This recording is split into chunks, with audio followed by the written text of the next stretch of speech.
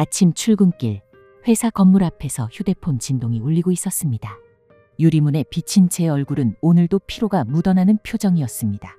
문을 열고 들어서자 사무실 안쪽에서 익숙한 목소리가 크게 퍼지고 있었습니다.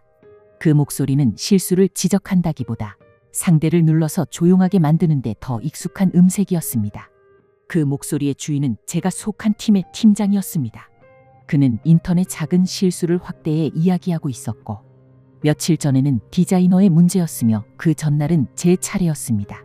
사람들은 대체로 고개를 숙이고 자신의 자리로 향했습니다. 누구도 말은 하지 않았지만 모두가 같은 마음이었습니다. 그 목소리가 자신에게 향하지 않기를 바라는 마음이었습니다.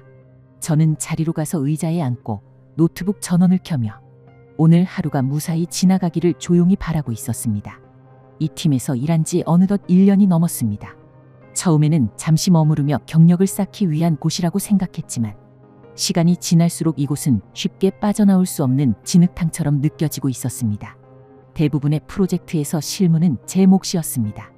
기획 구조를 짜는 일, 스토리보드 초안을 만드는 일, 클라이언트 요구 사항을 정리하는 일까지 거의 모든 과정에 참여하고 있었습니다.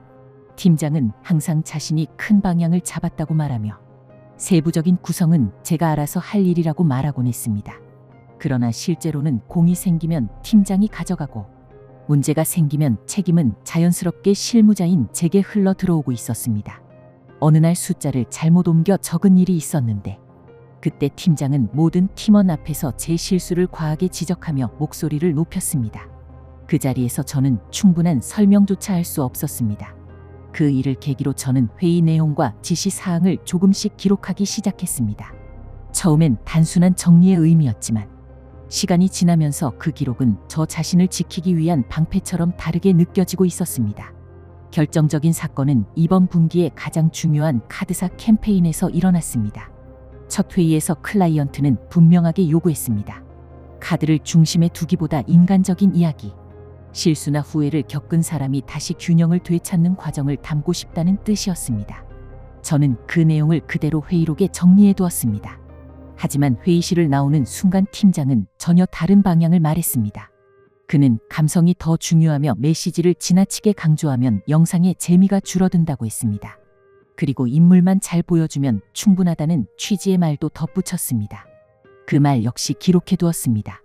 세 번째 시안이 나갔을 때 클라이언트는 강한 어조로 메일을 보냈습니다. 영상이 여전히 감정선 위주로 흘러가며 회의에서 강조했던 메시지가 제대로 반영되지 않았다는 지적이었습니다. 또한 내부적으로 회의 내용이 정확히 전달되고 있는지 의문을 표했습니다. 저는 그 문장을 여러 번 읽었습니다. 어디서 잘못되었는지, 그리고 그 잘못이 누구에게 향할지 잘 알고 있었습니다. 그날 오후 팀 채팅방에 실무에 의해 부족으로 빚어진 문제라는 메시지가 올라왔습니다. 이름은 적히지 않았지만 모두가 누구를 의미하는지 알고 있었습니다.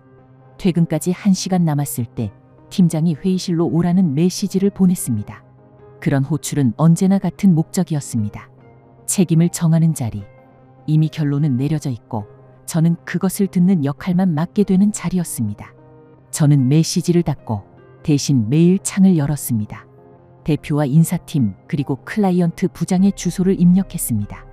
이번 캠페인의 실제 진행 과정, 회의에서 오간 말들이 어떻게 충돌했는지, 계약 범위를 넘긴 지시들, 반복된 비난과 책임 전가까지 그동안 조용히 모아두었던 자료를 모두 첨부했습니다. 보내기 버튼을 누르기 직전 잠시 손이 떨렸습니다. 이 버튼 하나가 저를 지키게 될지 혹은 더 큰 위험을 불러올지 알 수 없었습니다. 하지만 아무것도 하지 않는 선택은 더 위험하다고 느끼고 있었습니다. 저는 버튼을 눌렀습니다. 작은 비행기 아이콘이 사라지는 순간 되돌릴 수 없는 선 하나가 그어진 듯한 감각이 들었습니다. 회의실 문을 열자 팀장이 이미 앉아 있었습니다. 책상 위에는 커피잔이 있었고 팔짱을 낀 채 상대를 내려다보는 익숙한 표정을 짓고 있었습니다. 그는 이번 문제의 원인은 실무자가 피드백을 제대로 이해하지 못한 데에 있다고 설명했습니다. 그러면서 부장이 강조했던 메시지가 무엇이었는지, 제가 정확히 알고 있는지 다시 확인하려 했습니다. 저는 부장의 말을 정확히 설명했습니다. 그러자 그는 자신이 그 부분을 여러 번 강조했다고 말했습니다. 저는 그에게 정말 그렇게 말한 적이 있었는지 물었습니다. 그는 그 질문 자체를 문제 삼는 듯한 표정을 지었습니다. 그때 저는 녹음기를 꺼내 회의 직후 팀장이 했던 말을 재생했습니다. 그 안에는 감성만 강조하면 되고 메시지는 흐릿해도 상관없다는 그의 발언이 담겨 있었습니다. 회의실 공기가 조용히 흔들리는 듯했습니다. 팀장은 그것이 증거가 될 수 없다고 말하며 상황을 무마하려 했지만 저는 노트북을 열어 작업 타임라인을 보여드렸습니다. 클라이언트 요구와 팀장 지시가 어떻게 충돌했는지, 그 사이에서 시안이 어떻게 만들어졌는지 모두 기록된 표였습니다. 그는 잠시 말을 잃었지만 곧 왜 이런 행동을 하느냐며 오히려 저를 탓했습니다. 저에게 먼저 말했더라면 해결됐을 것이라고도 했습니다. 그 말이 끝나기 직전 제 휴대폰에 대표에게서 답장이 도착했습니다. 자료를 확인했고 전사 미팅 방식을 조정하겠다는 내용이었습니다. 팀장의 표정이 멈춘 듯 굳어졌습니다. 전사 미팅 날 대강당에는 직원들이 빼곡히 앉아 있었습니다. 팀장이 먼저 무대에 올랐고 저는 그 뒤를 따라 올라갔습니다. 조명이 강하게 우리를 비추고 있었습니다. 팀장은 익숙한 방식으로 발표를 시작했습니다. 자신이 제시한 전략, 자신이 잡은 방향, 그리고 자신이 강조했다는 감성적 요소들. 그는 이번 문제에서 실무가 조금 더 신경 썼어야 했다는 뉘앙스를 남기기도 했습니다. 그 순간 여러 곳에서 동시에 휴대폰 진동이 울렸습니다. 임원석 앞에서도 뒤쪽 실무자들 자리에서도 여러 휴대폰 화면이 켜지고 있었습니다. 대표의 태블릿에도 알림이 떴습니다. 그리고 스크린 오른쪽 위에는 작은 팝업 창이 열렸습니다. 제가 방금 전사 직원 전체에게 보낸 메일이 도착했다는 알림이었습니다.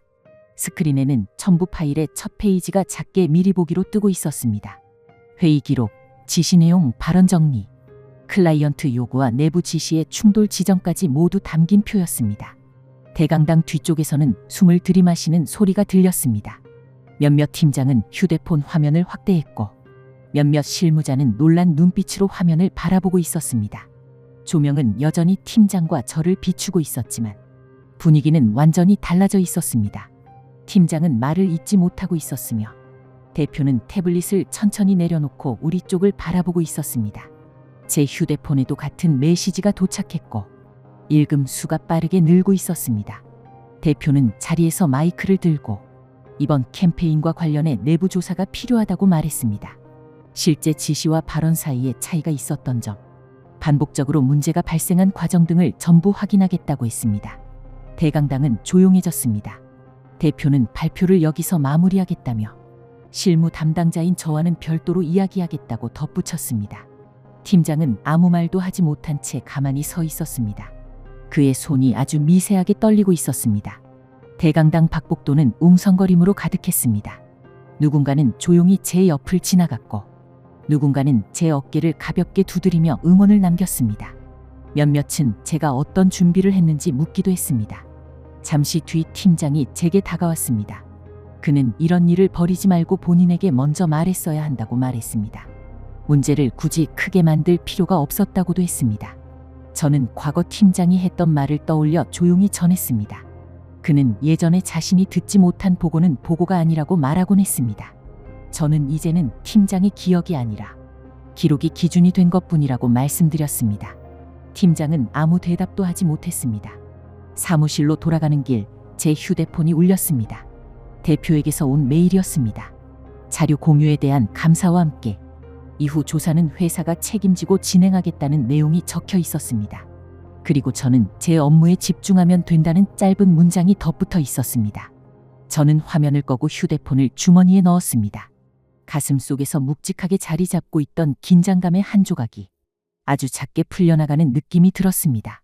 사무실 문 앞에서 저는 짧게 숨을 고르고 마음속으로 작은 결심을 했습니다. 오늘은 여기까지라고.